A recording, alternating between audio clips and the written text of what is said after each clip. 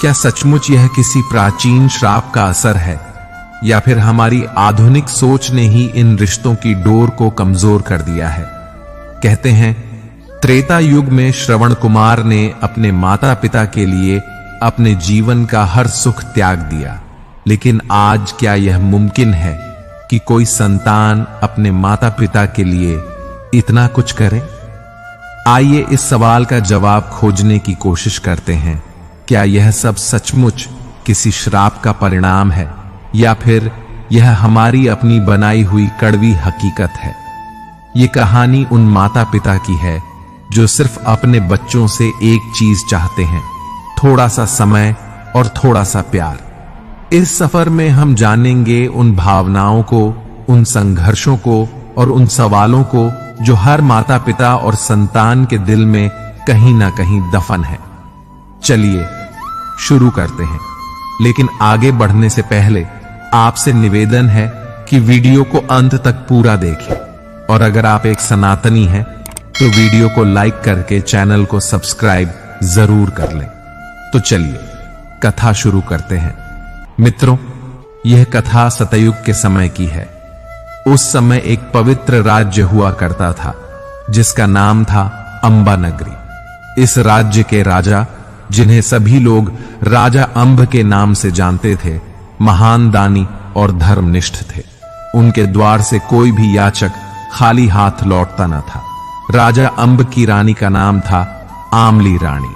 रानी आमली न केवल अद्भुत रूपवती थी, बल्कि अत्यंत पतिव्रता और गुणों की खान थी। राजा अंब अपनी रानी से अत्यधिक प्रेम करते थे। राजा और रानी के 2 पुत्र थे। बड़े पुत्र का नाम सरवर और छोटे का नाम नीर था। दोनों पुत्र संस्कारवान और अपने माता पिता के प्रति आज्ञाकारी थे। एक दिन देवताओं के स्वामी इंद्रदेव अपने दिव्य सिंहासन पर विराजमान थे। तभी अचानक उनका सिंहासन हिलने लगा। यह देखकर इंद्रदेव के मन में चिंता उत्पन्न हुई। उन्होंने सोचा, निश्चय ही पृथ्वी लोक पर कोई ऐसा पुण्यात्मा है जिसके श्रेष्ठ कर्म मेरे सिंहासन को प्रभावित कर रहे हैं। वह अपने पुण्य के बल पर मेरे स्थान को प्राप्त करना चाहता है। इस विचार से इंद्रदेव व्याकुल हो उठे। उन्होंने तत्काल आर्ष विश्वामित्र को बुलाया और उनके सामने हाथ जोड़कर निवेदन किया, हे ऋषि, मेरी रक्षा करें। केवल आप ही हैं जो इस कठिन समय में मेरी सहायता कर सकते हैं।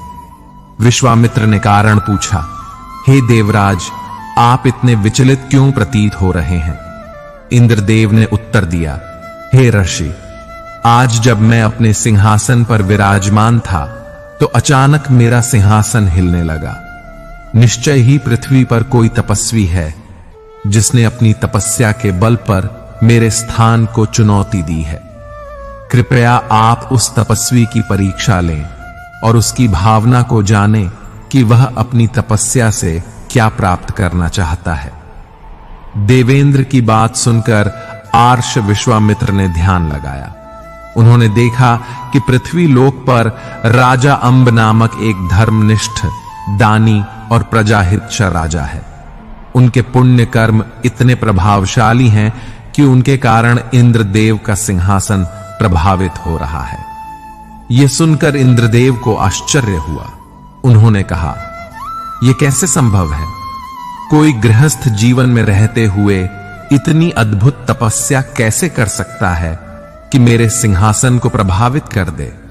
जब कोई आर्षि मुनि संसार से विरक्त होकर हजारों वर्षों तक कठोर तप करता है, तब कहीं जाकर ऐसा प्रभाव उत्पन्न होता है, और आप कह रहे हैं कि यह प्रभाव पृथ्वी लोक के एक राजा के कारण हो रहा है। यह मेरी समझ से परे है।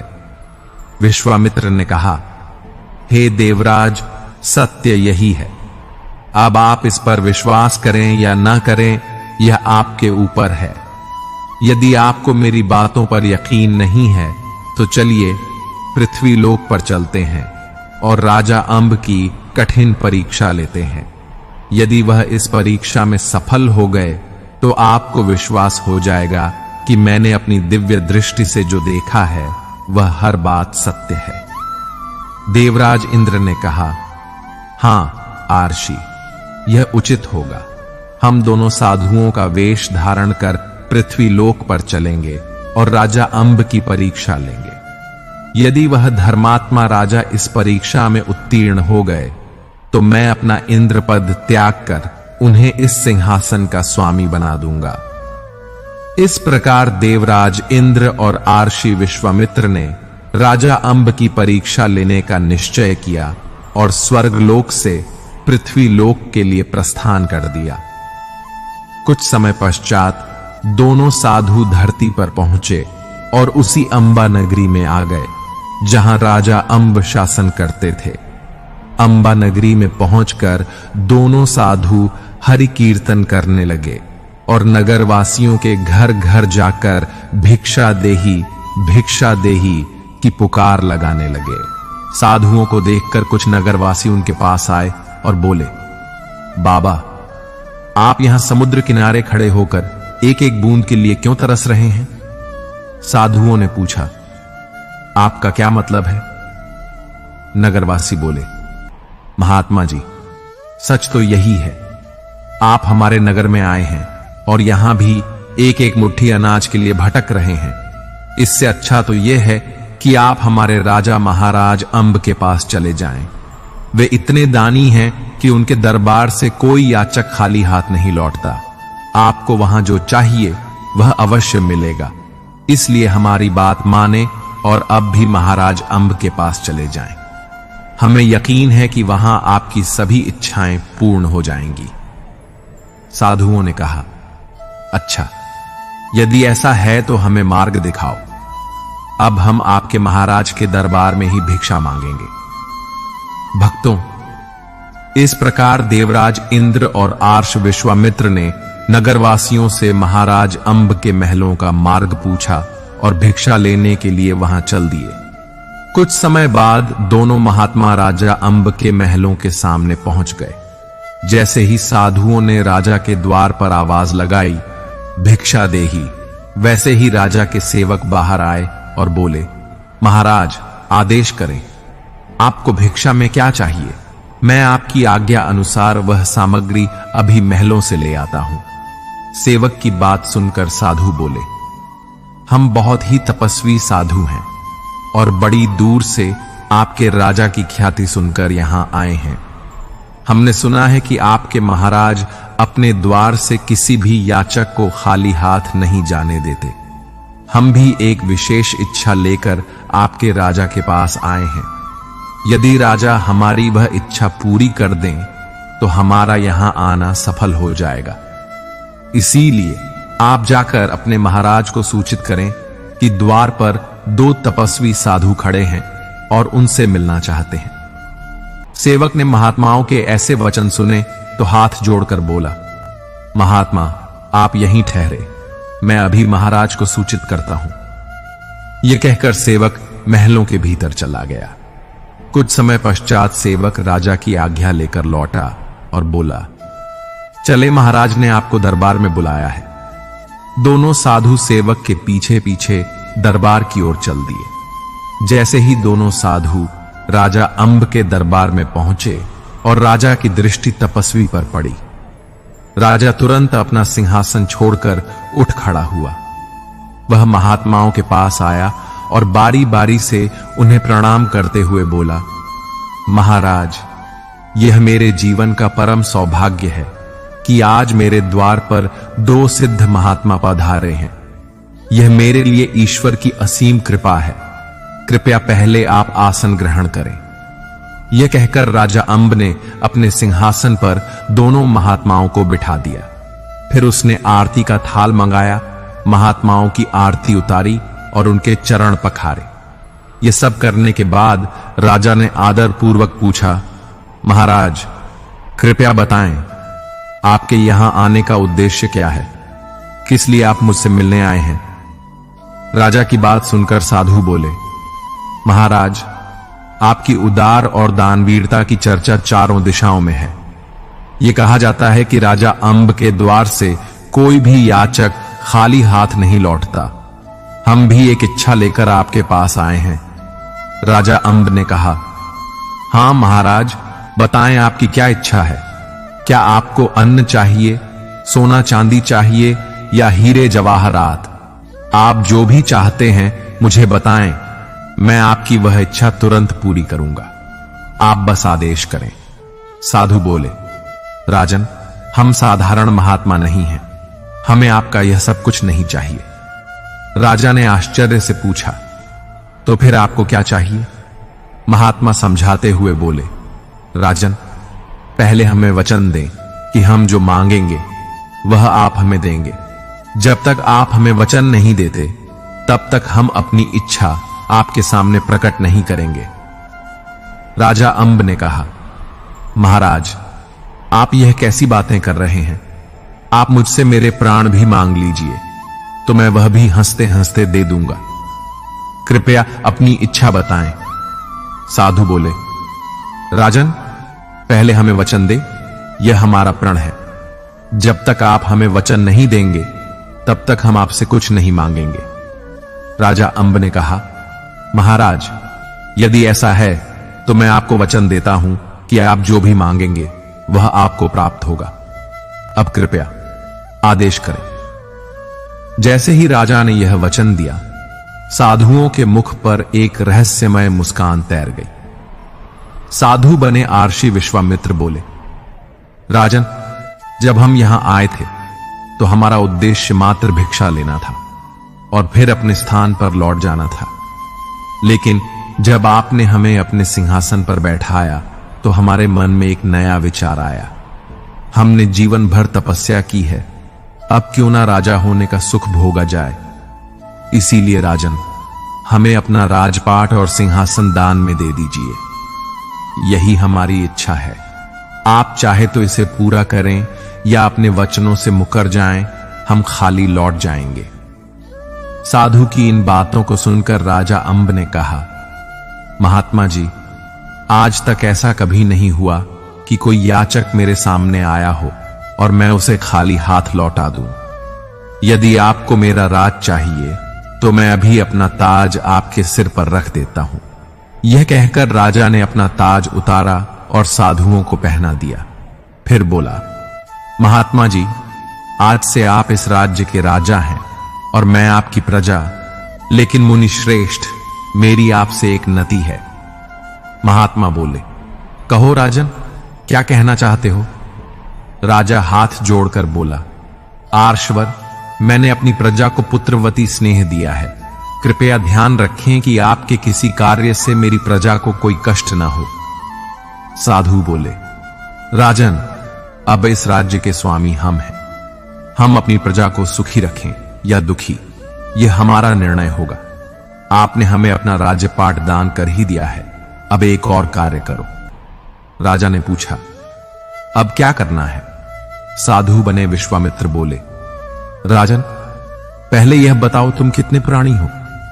राजा अंब ने कहा, महाराज, मेरे महलों में हम कुल 4 सदस्य हैं। मैं, मेरी प्राण प्रिय रानी आमली, मेरा बड़ा बेटा सरवर और मेरा छोटा बेटा नीर। आर्षि विश्वामित्र बोले, राजन, हम नहीं चाहते कि आप हमारे राज्य में रहें और हमारे राज्य संचालन में कोई बाधा उत्पन्न करें। हमें किसी भी प्रकार का हस्तक्षेप स्वीकार नहीं। इसीलिए राजन, हम आपको आदेश देते हैं कि कल सुबह सूरज उगने से पहले ही आप हमारे राज्य की सीमा को छोड़कर कहीं और चले जाएं, क्योंकि एक राज्य में 2 राजा नहीं रह सकते। अगर आप यहां रहेंगे तो प्रजा आपको ही राजा मानेगी और हमें वह सम्मान नहीं मिलेगा जो राजा को मिलना चाहिए। इसीलिए राजन, सूरज उगने से पहले आपको यह राज्य छोड़ना होगा। राजा अंब ने कहा, महाराज, मेरे छोटे छोटे बच्चे हैं, मैं उन्हें लेकर कहां जाऊं? कृपा कर मुझ पर इतना बड़ा अन्याय न करें। मैं वचन देता हूं कि मैं आपके किसी काम में हस्तक्षेप नहीं करूंगा। विश्वामित्र बोले, राजन, हमने जो कह दिया है वह अटल है। या तो आप यह राज्य छोड़ दें या हम यहां से चले जाते हैं। लेकिन ध्यान रहे, यदि हम खाली हाथ लौट गए तो आपका वचन टूट जाएगा। अब आप निर्णय ले कि वचनों का पालन करेंगे या राजा बनकर यहीं रहेंगे? साधु के इस जवाब को सुनकर राजा अंब कुछ देर मौन रहकर विचार करते रहे। अंततः उन्होंने कहा, महाराज, मैंने निर्णय कर लिया है। ऋषि विश्वामित्र बोले, कहो राजन, आपने क्या निर्णय लिया है? राजा अंब बोले, महात्मा जी, मैंने तय किया है कि मैं अपने वचनों का पालन करूंगा। आज रात ही मैं अपनी रानी और बच्चों को लेकर इस अंबा नगरी से दूर चला जाऊंगा। साधु बने आर्षि विश्वामित्र बोले, राजन, हमें आपसे यही अपेक्षा थी। अब आप महलों को और राज्य को छोड़ने की तैयारी करें। और सुनो राजन, तुमने अपने सभी राजपाट का दान कर दिया है। अब महल की सारी वस्तुओं पर हमारा अधिकार है। इसीलिए जब तुम महलों से प्रस्थान करो तो यह ध्यान रहे कि तुम्हारे शरीर पर केवल तन ढकने वाले वस्त्र हों। राजसी वस्त्र, गहने, हीरे जवाहरात सब हमारे हैं। यदि तुमने राज्य की कोई भी वस्तु साथ ले जाने की चेष्टा की तो वह चोरी मानी जाएगी। राजा अंब ने हाथ जोड़कर कहा, महाराज, आप चिंता ना करें। जैसा आप कह रहे हैं वैसा ही होगा। अब मुझे जाने की अनुमति दीजिए। आर्षि विश्वामित्र बोले, जाओ राजन, तुम्हें अनुमति है। भक्तों, इस प्रकार राजा अंब साधुओं से अनुमति लेकर अपना राजपाट सौंपकर खाली हाथ अपने महलों की ओर चल दिए। कुछ समय बाद राजा अपने महल पहुंचे। उनकी प्राण प्रिय रानी आमली जैसे ही उन्हें देखी तो दौड़कर उनके पास आई। रानी ने पूछा, पिया जी, क्या बात है? आप इतनी जल्दी दरबार से लौट आए और आपके सिर का ताज कहां है? राजा अंब का गला भर आया। वह सोचने लगे कि रानी से कैसे कहें कि अब मैं राजा नहीं रहा, कैसे बताएं कि अब वह रानी नहीं रही और हमें यह महल छोड़कर दर दर भटकना होगा। रानी आमली ने फिर पूछा, पिया जी, आप चुप क्यों हैं? आपके चेहरे पर इतनी उदासी क्यों है? कुछ तो बो, मेरा हृदय बैठा जा रहा है। रानी की यह बातें सुनकर राजा अंब बोले, महारानी, आज कुछ ऐसा हुआ कि एक साधु ने हमें भिखारी बना दिया। रानी ने पूछा, कैसे? ऐसा क्या हुआ? राजा अंब ने सारा घटनाक्रम रानी को सुनाया। कैसे दरबार में साधु आया, कैसे उसने सारा राजपाट और संपत्ति मांग ली। उन्होंने यह भी बताया कि अब महल के राजसी वस्त्र भी हमारे नहीं रहे, हमें केवल साधारण वस्त्रों में इस नगर को छोड़कर जाना होगा। राजा अंब ने कहा, महारानी, वह साधु अब इस नगर का राजा है। उसने आदेश दिया है कि हमें आज ही यह नगर खाली करना होगा। अब आप ही बताएं, मैं क्या करूं? रानी बोली, पिया जी, आप वही करें जो आप हमेशा से करते आए हैं। आपके दरबार से कोई याचक कभी खाली हाथ नहीं गया। यदि आज किसी तपस्वी ने आपसे राज्यपाट मांग लिया तो इसे विधाता की इच्छा मान लीजिए। हमारे नसीब में जितने दिन का सुख लिखा था वही हमें मिला। जो होना होता है वह पहले से ही तय होता है। इसीलिए पिया जी, राजपाट जाने का शोक मत करें। मैं हर परिस्थिति में आपके साथ हूं। राजा अंब ने जब अपनी पत्नी की यह बातें सुनी तो उनकी आंखें भर आईं। उन्होंने रानी के सामने हाथ जोड़ते हुए कहा, रानी, तुम धन्य हो। मुझे यह कहते हुए संकोच हो रहा था कि मैं अब राजा नहीं रहा, लेकिन तुमने मेरी सारी चिंता पल भर में दूर कर दी। मैं जीवन भर तुम्हारा आरणी रहूंगा। रानी बोली, पिया जी, अब समय न गवाएं, चलने की तैयारी करें। शाम ढलने वाली है और हमारे साथ हमारे 2 छोटे बच्चे भी हैं। राजसी वस्त्रों को त्याग दें और साधारण कपड़े पहन लें ताकि कोई हमें पहचान न सके। यदि नगरवासियों ने हमें देख लिया तो वे हमें जाने नहीं देंगे। राजा बोले, तुम सही कहती हो रानी, हमें ऐसा ही करना होगा।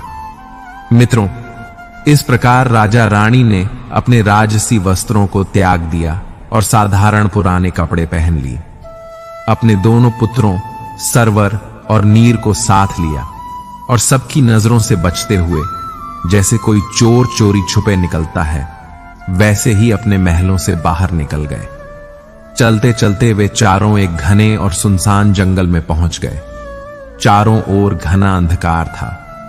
रानी आमली इस जंगल को देखकर घबरा गई।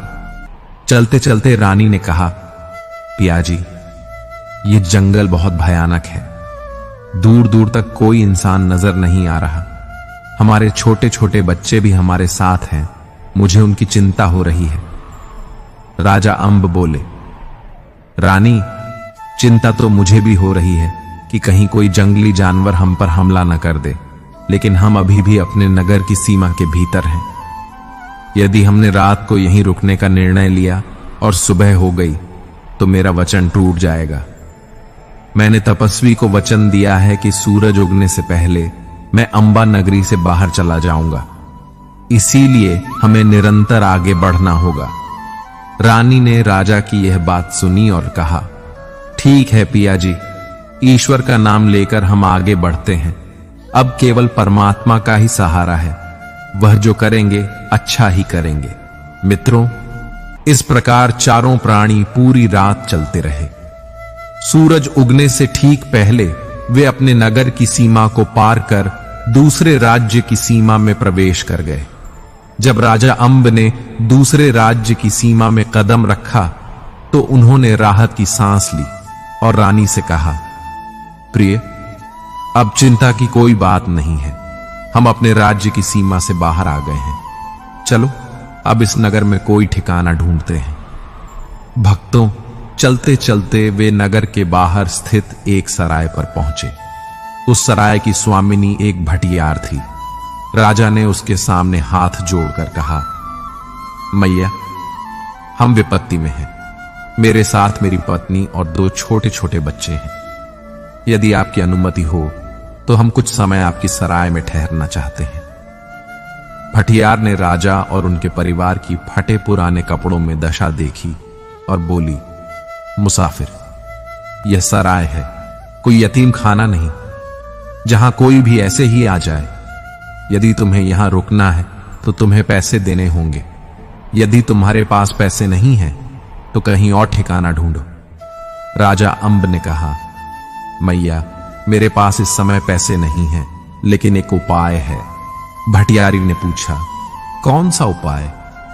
राजा अंब बोले, हम चारों आपके यहां काम करने के लिए तैयार हैं। हमें अपनी सराय में नौकरी पर रख लीजिए। जो भी काम होगा हम उसे कर देंगे।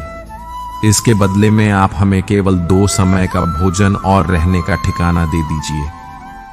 राजा अंब की बातों को सुनकर भटियारी ने मन ही मन विचार किया, यह तो बड़ा अच्छा प्रस्ताव है।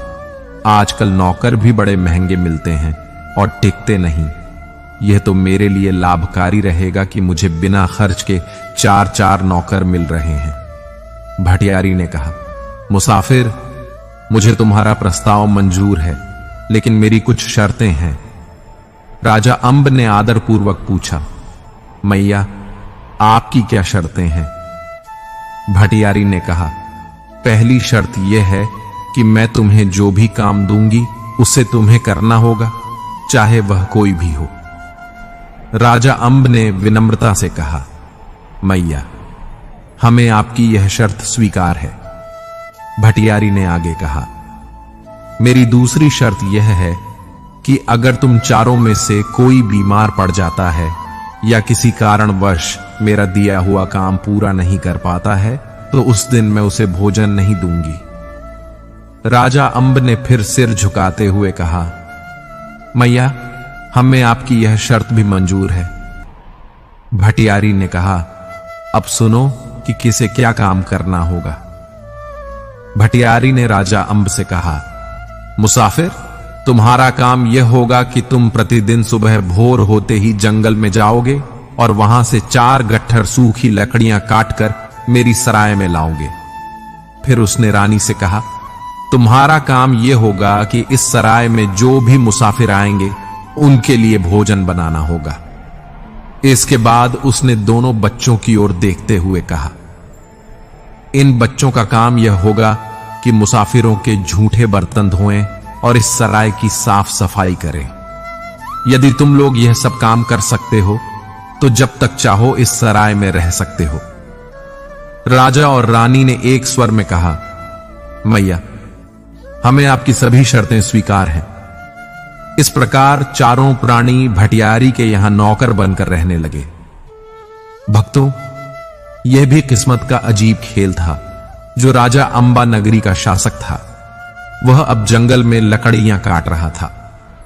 जो रानी आमली कभी रसोई में कदम नहीं रखती थी, वह अब भटियारी की सराय में चूल्हा फूंक रही थी। और वे राजकुमार जिनके खेलने और शिक्षा प्राप्त करने के दिन थे, वे नन्हे हाथ झूठे बर्तन मांज रहे थे और भटियारी की सराय में झाड़ू लगा रहे थे।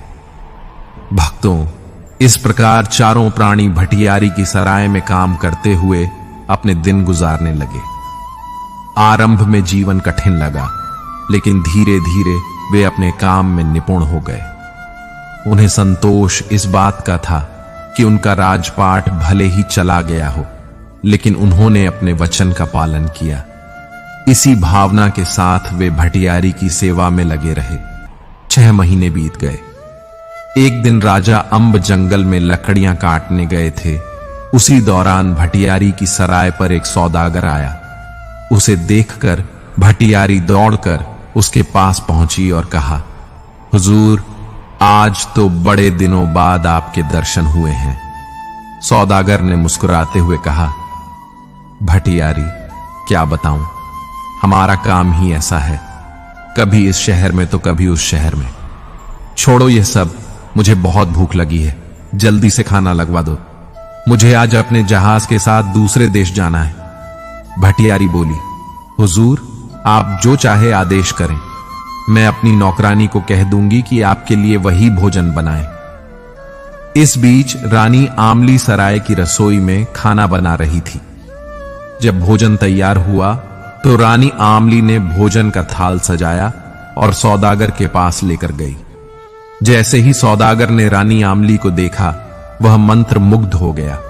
उसने अपनी आंखों से इतनी सुंदर स्त्री पहले कभी नहीं देखी थी। रानी आमली भोजन का थाल सौदागर के सामने रखकर अंदर चली गई। सौदागर ने भटियारी से कहा, भटियारी, ये कौन है? इतनी अद्भुत सुंदरता मैंने पहले कभी नहीं देखी। इसने तो एक झलक में मेरा दिल चुरा लिया। भटियारी ने चतुराई से कहा, हुजूर, ये मेरी दासी की दासी है। अगर आप इसे पाना चाहते हैं तो आपको कीमत चुकानी होगी। सौदागर ने कहा, भटियारी, तुम जितनी भी कीमत मांगोगे मैं देने को तैयार हूं, बस इसे किसी भी तरह मेरा बना दो। भटियारी बोली, तो ठीक है, मुझे 1 लाख सुवर्ण मुद्राएं दे दीजिए। आप जहाज पर जाएं, मैं इसे भोजन लेकर आपके पास भेज दूंगी। जैसे ही यह जहाज पर पहुंचे, आप जहाज को रवाना कर दीजिए।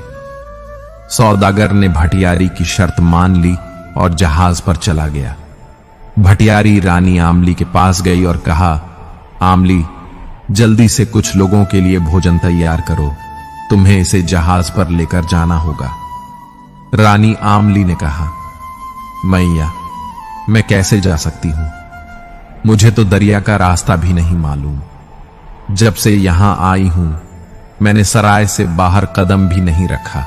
भटियारी बोली, तुम्हें इसकी चिंता करने की जरूरत नहीं, मैं तुम्हारे साथ चलूंगी। जल्दी से भोजन तैयार करो और मेरे साथ चलने की तैयारी करो। बेचारी रानी मना भी नहीं कर सकती थी। जब भटियारी ने उन्हें नौकरी पर रखा था, तब साफ कहा था कि यहां ना सुनने की इजाजत नहीं है। यह सोचकर रानी ने भोजन पकाया, उसे बड़े बर्तन में रखा और भटियारी के साथ चल दी। जब सरवर और नीर ने अपनी मां को जाते हुए देखा तो वे दौड़कर उनसे लिपट गए और बोले, मैया, हमें छोड़कर कहां जा रही हो? भटियारी ने बच्चों को डांटते हुए कहा, चुपचाप अंदर जाकर काम करो, नहीं तो आज रात का खाना भी नहीं मिलेगा। बच्चे भटियारी की क्रोधित आंखें देखकर सहम गए और चुपचाप अंदर चले गए।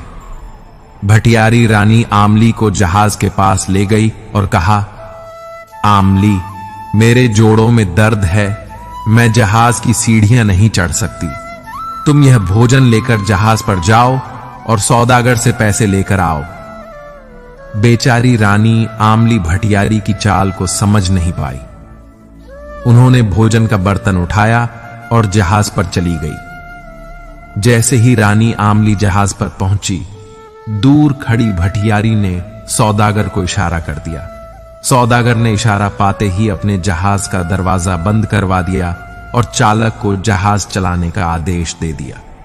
जैसे ही जहाज के चालक ने संकेत पाकर जहाज को पानी में आगे बढ़ाया, रानी आमली को एहसास हुआ कि उसके साथ छल हुआ है। भटियारी ने धोखे से उसे इस जहाज पर भेज दिया था। यह समझकर रानी कांप उठी। उसे विश्वास नहीं हो रहा था कि एक स्त्री दूसरी स्त्री के साथ ऐसा कर सकती है। भक्तों, कुछ स्त्रियां उस लकड़ी के समान होती हैं जो कुल्हाड़ी में जोड़कर अपनी ही जाति का नाश करती हैं। रानी आमली ने हाथ जोड़कर सौदागर से कहा, भैया, कृपा करके जहाज रोक दीजिए। आप मुझे कहां ले जा रहे हैं? सौदागर ने जवाब दिया, सुंदरी, हमने तुम्हें भटियारी से 1,00,000 स्वर्ण मुद्राओं के बदले खरीदा है। अब तुम हमारी रानी बनोगी और हमारे साथ रहोगी। यह सुनकर रानी का दिल दहल गया। उसने अपना सिर दीवार से टकराकर कहा, हे विधाता, आपने मुझे किस मुसीबत में डाल दिया? जैसे ही रानी ने सिर दीवार पर मारा, सौदागर आगे बढ़कर उसे पकड़ने की कोशिश करने लगा।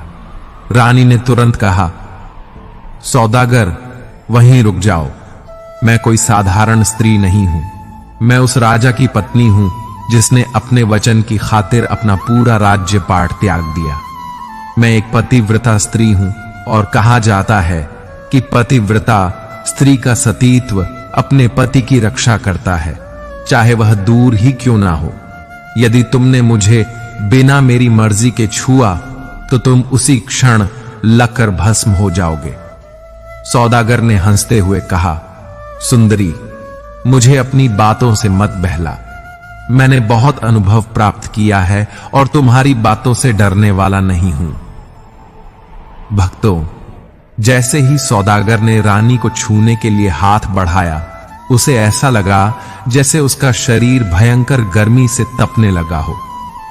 घबराकर उसने तुरंत अपना हाथ पीछे खींच लिया। सौदागर बोला, ठीक है सुंदरी, मैं तुम्हें हाथ नहीं लगाऊंगा, लेकिन मेरी एक शर्त है। रानी ने कहा, बताइए, आपकी शर्त क्या है? सौदागर ने कहा, मैं 12 साल तक तुम्हें बिल्कुल नहीं छूंगा और तुम्हें अपनी बहन के रूप में मान दूंगा, लेकिन 12 साल पूरे होने के बाद जब 13वां साल शुरू होगा तब तुम मेरी पत्नी बनोगी। रानी ने कहा, ठीक है, मुझे आपकी शर्त मंजूर है। आज से आप मेरे धर्म के भाई और मैं आपकी बहन। भक्तों, इस प्रकार रानी आमली ने अपनी बुद्धिमत्ता और सतीत्व के बल पर अपनी रक्षा की। सौदागर ने रानी के लिए जहाज पर एक अलग कमरा तैयार करवाया और आदेश दिया कि कोई भी उस कमरे के पास नहीं जाएगा। दूसरी ओर भटियारी सराय में लौट आई। सरवर और नीर अपनी मां के बारे में पूछने लगे। उन्होंने कहा, काकी, हमारी मां कहां है? आप उन्हें अपने साथ ले गई थीं, लेकिन अब तक वापस क्यों नहीं आई? भटियारी ने गुस्से में कहा, मुझे नहीं पता तुम्हारी मां कहां गई। अगर ज्यादा सवाल किए तो बहुत मारूंगी। सरवर ने कहा, काकी, आप झूठ बोल रही हैं। हमारी मां आपके साथ गई थी। यह सुनकर भटियारी भड़क गई और बोली, अच्छा, मैं झूठ बोल रही हूं। रुको, अभी तुम्हें सबक सिखाती हूं। यह कहकर उसने सरवर और नीर को खूब मारा और उन्हें सराय से बाहर निकाल दिया। रोते बिलखते दोनों बच्चे जंगल की ओर भागे, जहां राजा अंब लकड़ियां काट रहे थे। बच्चों को इस हालत में देखकर राजा तुरंत पेड़ से नीचे उतरे और पूछा, बच्चों, तुम यहां क्यों आए हो?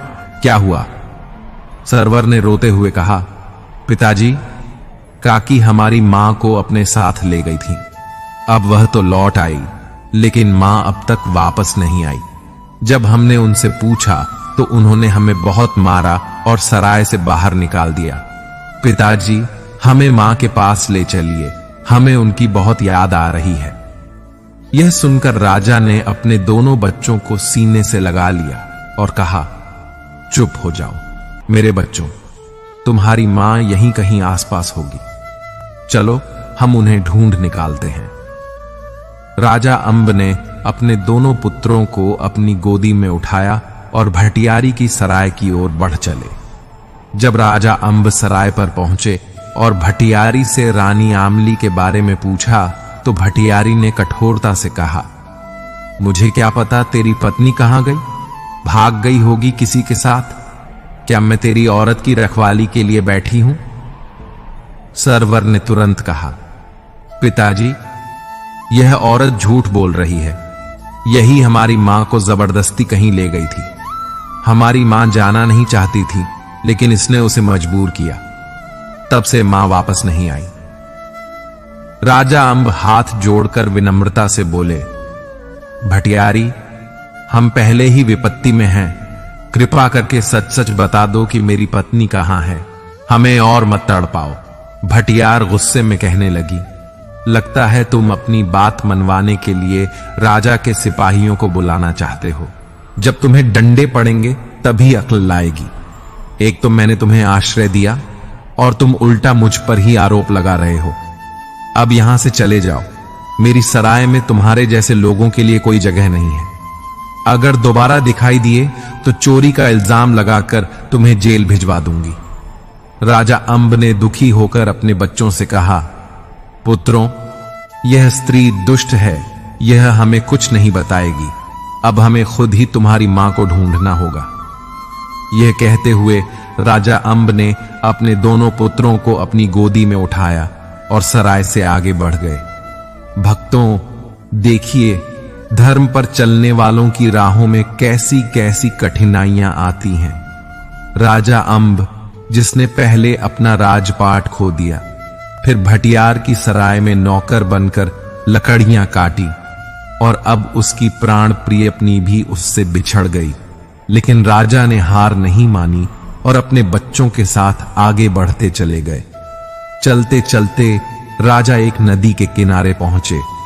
नदी किनारे पहुंचकर राजा ने अपने बड़े पुत्र सरवर से कहा, पुत्र, तुम यहीं ठहरो, पहले मैं तुम्हारे छोटे भाई नीर को नदी पार कराता हूं, फिर तुम्हें ले जाऊंगा। सरवर ने कहा, ठीक है पिताजी, पहले आप छोटे भाई को पार करा दें, फिर मुझे। भक्तों, राजा अंब ने अपने छोटे बेटे नीर को कंधे पर बिठाया और नदी पार कराने लगे। सकुशल उन्होंने नीर को नदी के उस पार पहुंचा दिया। जैसे ही राजा अंब अपने बड़े बेटे सरवर को लेने के लिए वापस लौटने लगे, अचानक जंगल से एक शेर निकल आया। शेर धीरे धीरे छोटे बेटे नीर की ओर बढ़ने लगा। नीर ने शेर को अपनी ओर आते देख घबराकर चिल्लाया, पिताजी, मुझे बचाइए, यह शेर मुझे खा जाएगा। जैसे ही राजा अंब ने अपने पुत्र की आवाज सुनी, वह घबराकर पीछे मुड़े। इस घबराहट में राजा का संतुलन बिगड़ गया और वह नदी में गिरकर डूबने लगे। इधर सरवर नदी के दूसरे किनारे खड़ा अपने पिता के लौटने का इंतजार कर रहा था। उधर दूसरे किनारे पर खड़े नीर को शेर अपने जबड़ों में दबाकर जंगल की ओर ले गया। इस प्रकार चारों प्राणी एक दूसरे से अलग हो गए। लेकिन भक्तों कहते हैं, जा को राखे साइयां, मार सके न कोई। देखिए नियति कैसे उनका मार्ग प्रशस्त करती है। नीर, जिसे शेर अपने जबड़ों में दबाकर ले जा रहा था, उस पर एक शिकारी की नजर पड़ी। शिकारी ने अपने तीर कमान से शेर पर वार किया। तीर लगते ही शेर घबरा गया और इस घबराहट में नीर शेर के मुख से नीचे गिर पड़ा। शिकारी तुरंत दौड़कर नीर के पास पहुंचा और उसे अपने सीने से लगाकर अपने घर ले गया। उधर राजा अंब का बड़ा बेटा सरवर, जो अपने पिता के लौटने की प्रतीक्षा कर रहा था, देर तक इंतजार करता रहा। जब उसके पिता नहीं लौटे तो वह रोने लगा और थक कर नदी किनारे रेत पर सो गया। अगली सुबह उस नगर का धोबी अपने कपड़े धोने के लिए उसी किनारे पर आया। जैसे ही उसने सरवर को सोते हुए देखा, वह उसके पास गया और उसे जगाया। धोबी ने पूछा, बेटा तुम कौन हो और यहां नदी किनारे क्या कर रहे हो? सरवर ने अपनी पूरी कहानी सुनाई और कहा, बाबा मैं तो एक राजकुमार हूं, लेकिन अब मैं अनाथ हूं। इस दुनिया में अब मेरा कोई नहीं है। धोबी ने कहा, बेटा ऐसा नहीं कहते, जिसका कोई नहीं होता उसका ईश्वर होता है। आज से मैं तुम्हारा पिता हूं और तुम मेरे बेटे हो। चलो अब मेरे साथ मेरे घर चलो। इस प्रकार धोबी सरवर को अपने घर ले गया और अपने बच्चे की तरह उसका पालन पोषण करने लगा। उधर राजा अंब जो नदी में डूब गए थे, उन्हें नदी की लहरें बहाकर एक ऐसे नगर में ले गईं जहां के राजा का देहांत हो चुका था। उस नगर की रानी ने ऐलान किया था कि अगले दिन ब्रह्म मुहूर्त में नगर के मुख्य द्वार पर जो भी पहला मुसाफिर मिलेगा, उसे ही वह अपना पति बनाएगी और वही इस राज्य का राजा होगा। संयोगवश राजा अंब उसी नगर में पहुंच गए। जब वह नदी से बाहर निकले तो देखा कि नगर का मुख्य द्वार बंद है।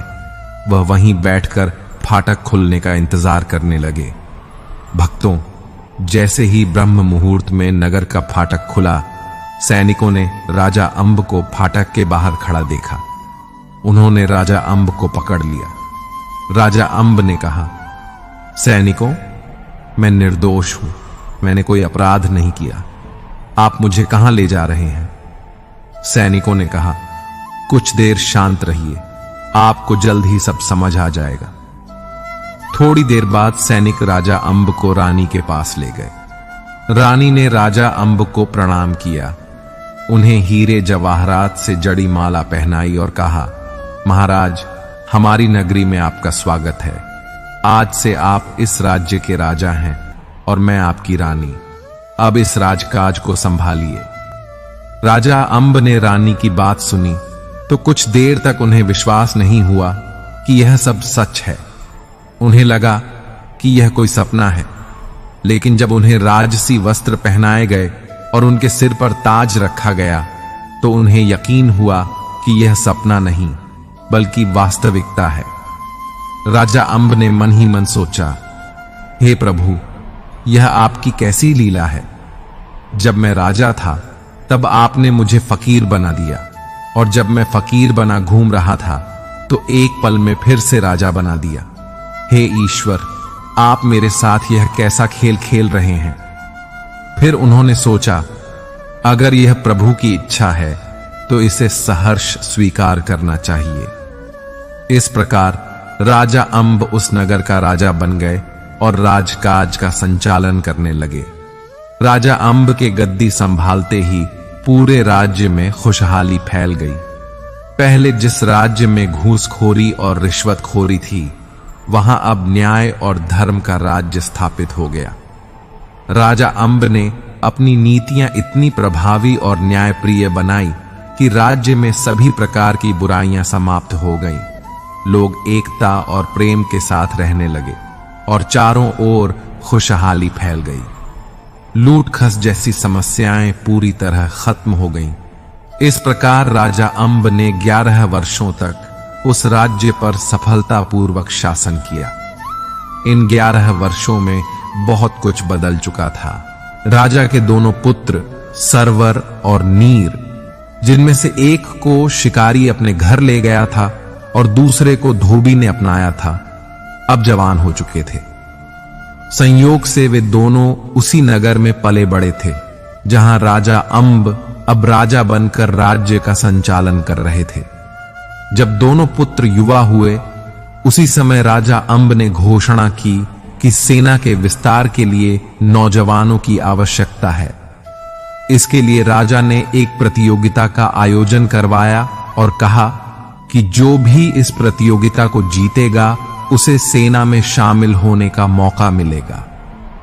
यह खबर जब सरवर और नीर के कानों तक पहुंची तो उन्होंने अपने पालक माता पिता से अनुमति लेकर प्रतियोगिता में भाग लिया। उन्होंने अपनी प्रतिभा से प्रतियोगिता को सहजता से जीत लिया और इस तरह राजा अंब की सेना में सैनिक बनकर शामिल हो गए। दोनों अपनी जिम्मेदारियों को पूरी निष्ठा से निभाने लगे। लेकिन भक्तों, नियति की यह लीला देखिए। ना तो सरवर और नीर को यह पता था कि वे दोनों सगे भाई हैं, और ना ही उन्हें यह था कि राजा अंब ही उनके असली पिता हैं। दोनों को यही लगता था कि उनके असली माता पिता का देहांत हो चुका है। उधर समय अपनी गति से बीत रहा था और वह दिन करीब आ गया जिसका सौदागर बेसब्री से इंतजार कर रहा था। रानी आमली का हाल यह सोच सोचकर खराब हो रहा था कि 12 साल पूरे होने को हैं और शर्त के अनुसार सौदागर उन्हें अपनी रानी बना लेगा। रानी दुखी होकर हर समय ईश्वर का भजन करती रहती थी और प्रार्थना करती थी, हे प्रभु, कोई ऐसा चमत्कार कर दो कि मेरे पति मुझे वापस मिल जाए। भक्तों, ईश्वर की लीला अद्भुत होती है। जो सौदागर रानी आमली को धोखे से अपने जहाज पर बिठाकर ले गया था, वही सौदागर माल से भरा जहाज लेकर उसी नगर के किनारे पर पहुंचा जहां राजा अंब का शासन था। सौदागर ने राजा अंब के दरबार में जाकर निवेदन किया, महाराज, मैं एक पुश्तैनी सौदागर हूं और अलग अलग देशों में व्यापार करता हूं। इस समय मेरा जहाज आपके नगर के किनारे खड़ा है। कृपया मेरे जहाज की सुरक्षा के लिए कुछ सैनिक प्रदान करें। आपकी कृपा से मैं निश्चिंत होकर व्यापार कर सकूं। राजा अंब ने सौदागर से कहा, आपका हमारे नगर में स्वागत है। आप निश्चिंत रहें। आपके जहाज की सुरक्षा का जिम्मा हमारा है। जब तक आप इस नगर में व्यापार करें, आपका कोई भी सामान चोरी नहीं होगा। राजा ने तुरंत अपने दीवान को बुलाकर कहा, हमारे नगर के किनारे खड़े सौदागर के जहाज की सुरक्षा के लिए हमारी सेना के योग्य सैनिकों को नियुक्त करें। ध्यान रखें, जहाज का कोई सामान चोरी ना हो। दीवान ने राजा के आदेश का पालन किया और सरवर और नीर से कहा, सुनो जवानों, आज रात तुम्हें सौदागर के जहाज की रखवाली करनी है। ध्यान रहे, जहाज से कोई भी सामान चोरी नहीं होना चाहिए। सरवर और नीर ने आत्मविश्वास से कहा, दीवान साहब, आप निश्चिंत रहें। चोरी तो दूर, हमारे रहते उस जहाज पर कोई परिंदा भी अपने पर नहीं मार सकता। यह सुनकर दोनों नौजवानों ने अपने अस्त्र शस्त्र संभाले और जहाज की रखवाली के लिए निकल पड़े। भक्तों, यह भादों की घनी अंधेरी रात थी। चारों ओर घना अंधकार छाया हुआ था। उधर रानी आमली जहाज के कमरे में बंद अपने बिस्तर पर लेटी हुई ईश्वर से प्रार्थना कर रही थी। वह मन ही मन कह रही थी, हे प्रभु, 12 वर्षों तक मैंने किसी तरह अपनी इज्जत बचाई है, लेकिन अब आज से 3 दिन बाद यह सौदागर मुझे अपनी रानी बना लेगा। हे ईश्वर, अब मेरी लाज आपके ही हाथ में है। आप ही मेरी रक्षा कर सकते हैं। कृपा कर कोई चमत्कार कीजिए कि मेरे पति मुझे वापस मिल जाए। अगर मेरे पति मुझे वापस नहीं मिले तो मैं अपने प्राण त्याग दूंगी, लेकिन इस सौदागर की रानी कभी नहीं बनूंगी। भक्तों, इस प्रकार रानी आमली अपनी इज्जत और सम्मान की रक्षा के लिए ईश्वर से प्रार्थना कर रही थी। वहीं दूसरी ओर वे दोनों सैनिक जहाज पर पहुंचकर बड़ी मुस्तैदी से उसकी रखवाली करने लगे। आधी रात का समय हो गया था। पहला सैनिक दूसरे सैनिक से बोला, भाई, रात बहुत लंबी हो रही है और जैसे जैसे रात बीत रही है वैसे वैसे आलस बढ़ता जा रहा है। कोई ऐसी बात करो, कोई ऐसी कहानी सुनाओ जिससे यह रात कट जाए। दूसरे सैनिक ने जवाब दिया, हाँ भाई, ये तो सही है। अगर हमें आलस ने घेर लिया और इस दौरान कोई अनहोनी हो गई तो हमारे सिर पर कलंक लग जाएगा। पहला सैनिक बोला, यही तो मैं कह रहा हूं, इसलिए कोई अच्छी कहानी सुनाओ ताकि नींद ना आए। दूसरा सैनिक बोला, अच्छा बताओ, मैं तुम्हें कैसी कहानी सुनाऊं? अपनी बीती कहानी सुनाऊं या जग बीती सुनाऊं? तुम्हें कैसी कहानी पसंद है? पहला सैनिक बोला, भाई जग बीती कहानियां तो सभी सुनाते हैं, आज मुझे अपनी बीती कहानी सुनाओ। मैं भी तो सुनूं कि तुम्हारी अपनी बीती कहानी कैसी है। भक्तों, इधर दोनों सैनिकों में यह वार्तालाप हो रहा था और उधर रानी आमली अपने कमरे में बैठी उनकी बातों को ध्यान से सुन रही थी। वह सोच रही थी कि यह सैनिक कौन है और क्या बातचीत कर रहे हैं। कहीं ऐसा तो नहीं कि यह जहाज से कुछ चोरी करने की योजना बना रहे हैं। इसीलिए रानी कान लगाकर उनकी बातों को सुनने लगी। तभी दूसरा सैनिक पहले से बोला, सुनो भाई, अब मैं तुम्हें अपनी बीती कहानी सुनाता हूं। मित्र, यहां से कई मील दूर एक अंबा नगरी है। उस पर महाराज अंब का शासन था। उनकी एक रानी थी जिन्हें सभी महारानी आमली के नाम से जानते थे। राजा और रानी के 2 पुत्र थे। बड़े पुत्र का नाम सरवर था और छोटे पुत्र का नाम नीर। चारों अपने महलों में बड़े सुखपूर्वक जीवन बिता रहे थे। एक दिन 2 साधु महाराज अंब के दरबार में आए। उन्होंने राजा अंब से उनका राजपाठ मांग लिया और उन्हें कंगाल बना दिया। साधुओं ने राजा को आदेश दिया कि वह अपनी पत्नी और बच्चों के साथ उनके राज्य से बाहर चला जाए। राजा अंब, जो वचन के बड़े पक्के थे, उन्होंने साधुओं को अपना राजपाठ सौंप दिया और अपने परिवार के साथ दूसरे नगर में चले गए। वहां जाकर चारों ने एक भटियार की सराय में नौकरी करनी शुरू कर दी। मित्र, जब कुछ दिन राजा अंब और उनके परिवार को भटियार के यहां नौकरी करते हुए गुजर जाते हैं, तो एक दिन भटियार रानी आमली को अपने साथ लेकर जाती है। लेकिन भटियार रानी आमली के साथ क्या करती है, इसके बारे में कोई नहीं जानता सिवाय भटियार के, जिसने उन्हें अपने साथ ले लिया था। जब काफी समय बीत जाने पर भी बच्चों की मां वापस नहीं आती, तो रोते बिलखते बच्चे अपने पिता राजा अंब के पास पहुंचते हैं और सारी बात बताते हैं। बच्चों की करुण पुकार सुनकर राजा अंब अपने दोनों बच्चों को लेकर भटियार के पास जाते हैं और अपनी पत्नी का पता पूछते हैं। लेकिन भटियार राजा अंब को अपमानित करती है और उन्हें डरा धमकाकर सराय से बाहर भगा देती है। बेचारा किस्मत का मारा राजा अपने दोनों बच्चों को लेकर एक दरिया के किनारे पहुंचता है। वहां वह अपने बड़े बेटे से कहता है, पुत्र, तुम यहीं ठहरो, पहले मैं तुम्हारे छोटे भाई को नदी पार करवा देता हूं। बड़ा बेटा वहीं बैठकर अपने पिता का इंतजार करने लगता है, लेकिन इंतजार करते करते उसे शाम से सुबह हो जाती है। ना तो उसका पिता वापस आता है और ना ही उनकी कोई खबर मिलती है। वह बेचारा अपने पिता का इंतजार करते करते वहीं नदी किनारे रेत पर सो जाता है। उसकी नींद तब खुलती है जब एक दयालु धोबी वहां आकर उसे जगाता है। वह धोबी बड़ा ही रहमदिल इंसान था। उसने उस बच्चे को अपने घर ले जाकर पाला पोसा और बड़ा किया। जब वह लड़का बड़ा हुआ तो उसने एक राजा की सेना में भर्ती होकर सैनिक बनकर अपना जीवन शुरू किया। आज जो सैनिक तुम्हारे सामने खड़ा होकर इस जहाज की रखवाली कर रहा है, वह और कोई नहीं बल्कि वही बच्चा है जिसे बचपन में अपने माता पिता और भाई से बिछड़ने का दर्द सहना पड़ा था। अब वह एक अनाथ की तरह एक सैनिक बनकर जीवन व्यतीत कर रहा है। मित्र, यही मेरी अपनी बीती कहानी है। भक्तों, जब नीर दूसरे सैनिक के मुख से यह बातें सुनता है, तो वह तुरंत पहचान जाता है कि सैनिक के भेष में जो नौजवान खड़ा है, वह और कोई नहीं बल्कि उसका अपना बड़ा भाई सरवर है। उधर जहाज के कमरे में बैठी रानी आमली भी सैनिक की बातें सुनती हैं।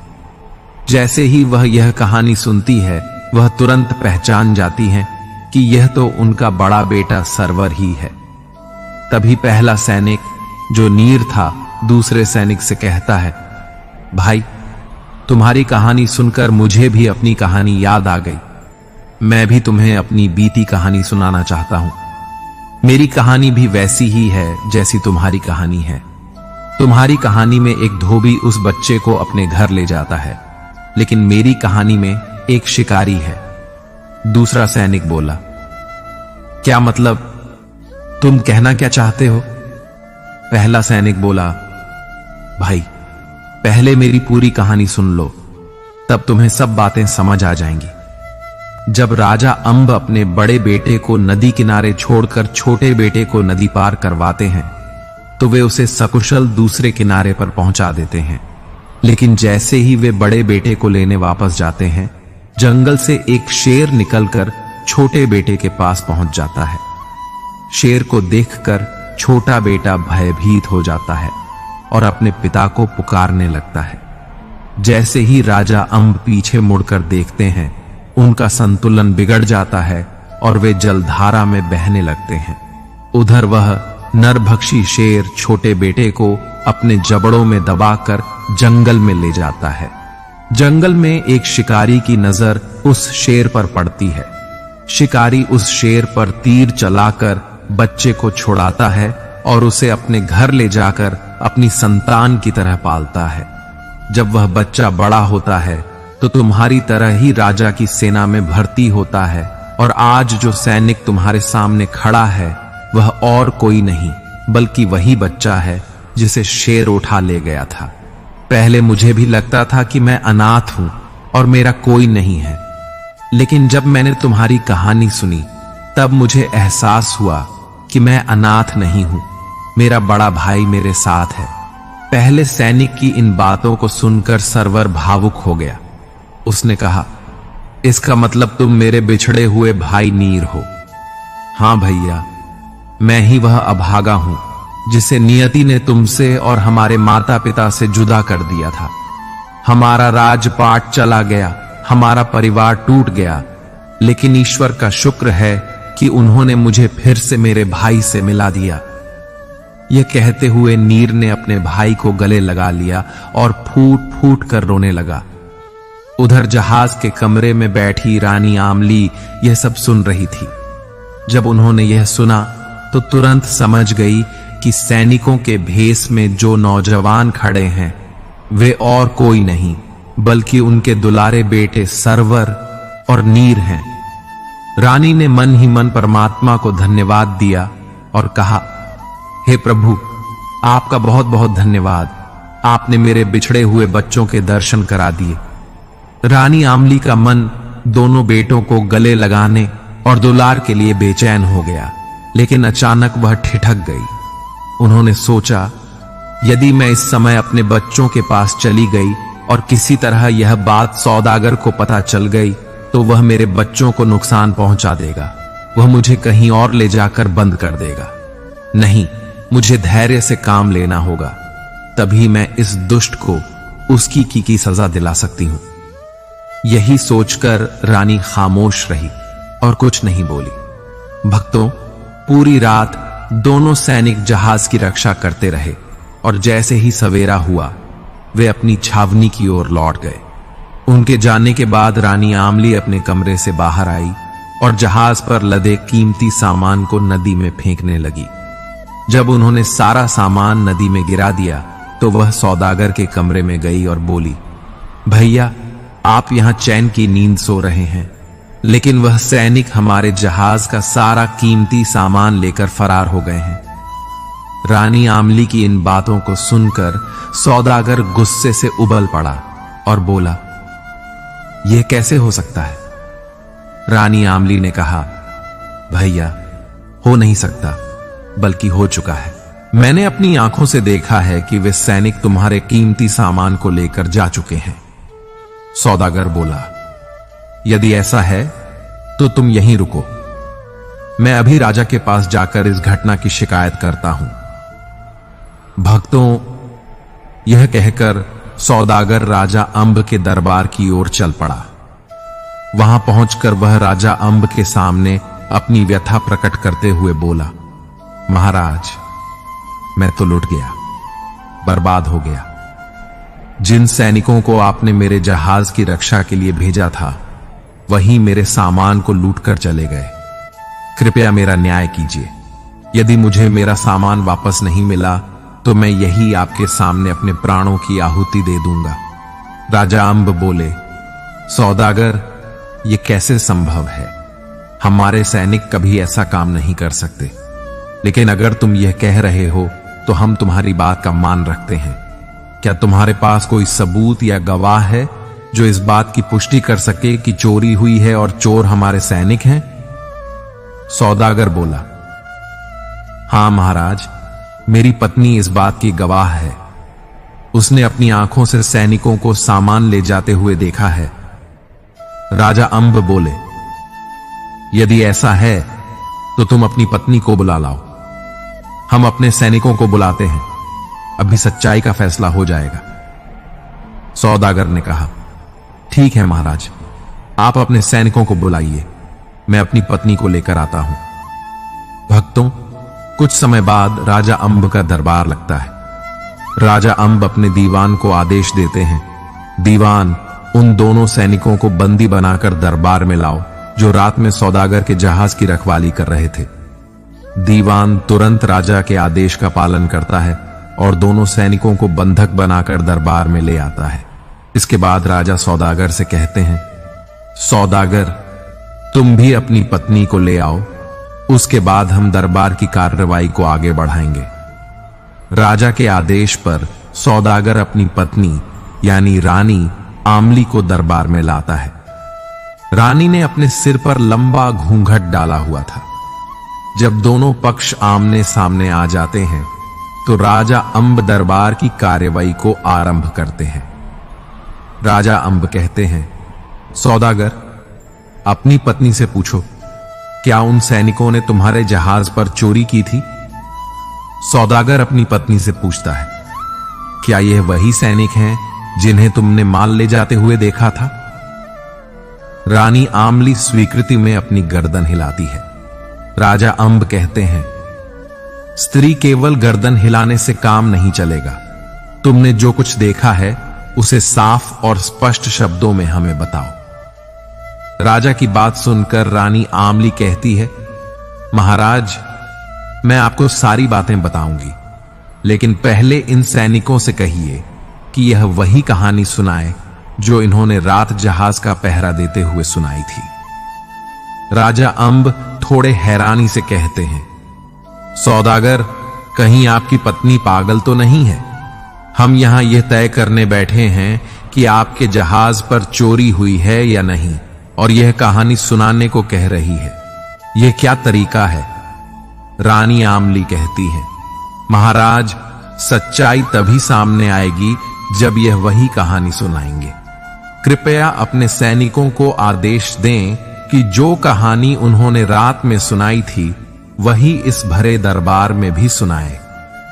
राजा अंब सैनिकों से कहते हैं, सैनिकों, तुमने रात कौन सी कहानी सुनाई थी उसे दरबार में सुनाओ। महाराज अंब के आदेश पर दोनों सैनिक वही कहानी सुनाते हैं जो उन्होंने रात जहाज पर पहरा देते हुए एक दूसरे को सुनाई थी। दोनों सैनिकों की कहानी सुनकर राजा अंब कहते हैं, सैनिकों, तुम्हारी कहानी में जिस पिता का जिक्र है वह पिता मैं ही हूं। जल में डूबने के बाद लहरें मुझे इस नगर तक ले आई और यहां के लोगों ने मुझे इस नगर का राजा बना दिया। ये कहते हुए राजा अंब अपने सिंहासन से उठते हैं और अपने दोनों पुत्रों सरवर और नीर को अपने सीने से लगा लेते हैं। सरवर और नीर ने रोते हुए पूछा, पिताजी, हमारी मां कहां है? तब भी सौदागर के पास खड़ी स्त्री ने अपना घूंघट उठा दिया और कहा, आओ लाल, मेरे पास आओ, मैं ही तुम्हारी माता आमली हूं। यह कहकर रानी आमली ने भी भरे दरबार में अपनी आप बीती सुनाई। उन्होंने बताया कि किस तरह भटियार ने धोखे से उन्हें सौदागर के हाथों बेच दिया और कैसे उन्होंने इतने सालों तक अपनी इज्जत की रक्षा की। जब सौदागर ने रानी आमली के यह वचन सुने तो वह भीतर तक कांप गया। उसने महाराज अंब के सामने रोते हुए कहा, महाराज, मुझे क्षमा कर दीजिए, मुझसे बहुत बड़ी गलती हो गई। यह सब मैंने जानबूझकर नहीं किया, मुझे तो भटियार ने बहका दिया था। राजा अंब बोले, सौदागर, जितना गुनहगार तू है उतनी ही दोषी वह भटियार भी है। तुम दोनों ने हमें धोखा दिया और हमारे परिवार को दुख पहुंचाया, इसलिए सजा भी तुम दोनों को बराबर मिलेगी। राजा अंब ने अपने सैनिकों से कहा, सैनिकों, दक्षिण दिशा में 50 मील दूर एक चक्रपुर नगरी है। वहां एक भटियार सराय चलाती है। तुरंत वहां जाओ और उस भटियार को बंदी बनाकर मेरे सामने पेश करो। राजा का आदेश सुनते ही सैनिक शीघ्रता से गए और भटियार को बंदी बनाकर दरबार में ले आए। राजा अंब ने भटियार से कहा, भटियार, क्या तुम मुझे पहचानती हो? मैं वहीं तेरा नौकर हूं जिसने तेरे लिए जंगल में लकड़ियां काटी थीं, और यह मेरी वही रानी है जिसे तूने सौदागर को 1 लाख रुपए में बेच दिया था। राजा के यह शब्द सुनकर भटियार डर से कांपने लगी। उसने कहा, जहां अपना, मुझे माफ कर दीजिए। मैं धन के लालच में आ गई थी। मैं पापिनी हूं। मैंने बहुत बड़ा पाप किया है। शायद उसी पाप की सजा मैं भोग रही हूं। यह कहकर भटियार ने अपना वस्त्र हटाया जिससे उसने अपना तन ढका हुआ था। राजा अंब ने देखा कि भटियार के पूरे शरीर पर कोढ़ फैल गया था। उसके घावों से दुर्गंध युक्त मवाद निकल रहा था। यह देखकर राजा बोले, भटियार, तुझे तो परमात्मा ने पहले ही तेरे पापों की सजा दे दी है। अब मैं तुझे क्या सजा दूं? इसके बाद सौदागर की बारी आई।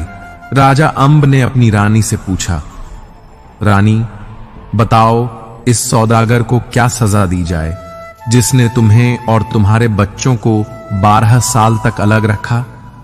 रानी आमली ने कहा, महाराज, यह सत्य है कि इसने मुझे धोखे से अगवा किया और मुझे मेरे परिवार से 12 वर्षों तक जुदा रखा।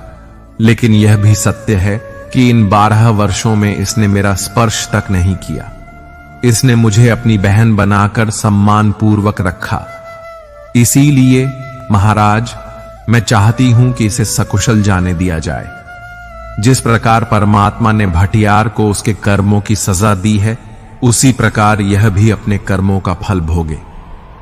राजा अंब बोले, ठीक है रानी, यदि तुम ऐसा चाहती हो तो हम इसे जाने देते हैं। सौदागर ने राजा और रानी से क्षमा मांगी और वहां से चला गया।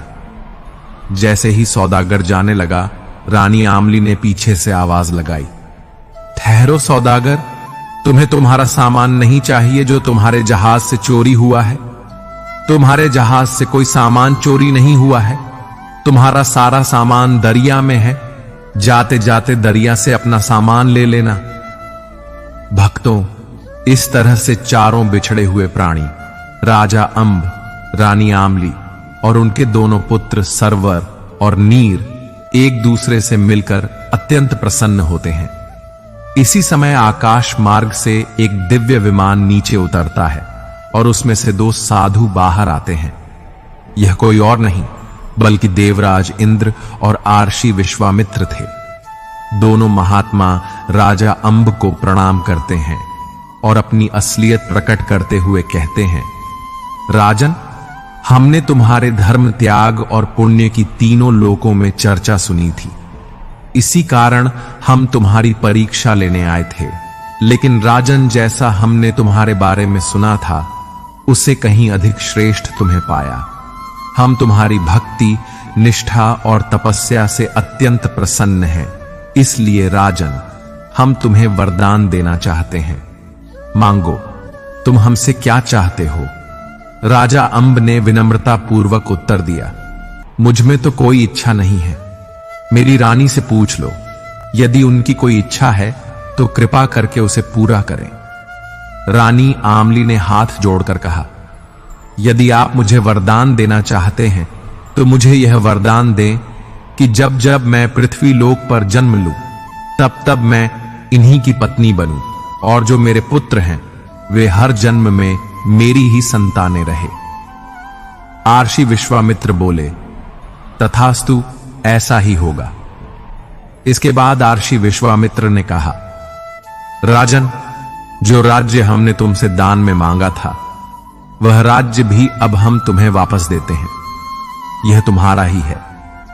यह कहकर आर्षि, विश्वामित्र और देवराज इंद्र अपने विमान में सवार होकर स्वर्ग लौट गए। देवताओं के जाने के बाद राजा अंब ने एक राज्य अपने छोटे पुत्र नीर को सौंप दिया और दूसरे राज्य का राजा अपने बड़े पुत्र सरवर को बना दिया। इसके पश्चात राजा अंब और रानी आमली सांसारिक जीवन को त्याग कर तपस्या के लिए जंगल चले गए। तो साथियों, यह थी राजा अंब, रानी आमली और उनके पुत्रों सरवर और नीर की कथा। इस कथा में परमात्मा की अद्भुत लीला और धर्म पर चलने वालों की विजय का संदेश छिपा है। दर्शक बंधु, यह कथा अभी यही खत्म नहीं होती। आज हम बात करेंगे उस श्राप की जिसके कारण कलयुग में माता पिता को बोझ समझा जाता है।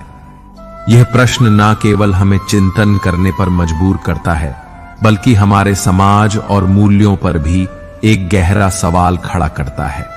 पुराणों और धार्मिक ग्रंथों में वर्णित है कि सतयुग, त्रेता युग और द्वापर युग में माता पिता का स्थान देवताओं के समान होता था। उनके चरणों में स्वर्ग माना जाता था। लेकिन जब कलयुग की शुरुआत हुई, तब आर्ष मुनियों ने भविष्यवाणी की थी कि एक समय ऐसा आएगा जब मानव अपने माता पिता को बोझ समझेगा। ऐसा कहा जाता है कि त्रेता युग में एक दैत्य ने अपने माता पिता का बहुत अपमान किया। उसने उन्हें वृद्ध और अशक्त होने पर घर से निकाल दिया, उनके साथ अमानवीय व्यवहार किया। इससे दुखी होकर माता पिता ने भगवान से न्याय की गुहार लगाई। भगवान ने कहा, यह दैत्य अपने कर्मों का फल यहीं भोगे। लेकिन कलयुग में इसके जैसे ही और लोग जन्म लेंगे जो अपने माता पिता को बोझ समझेंगे।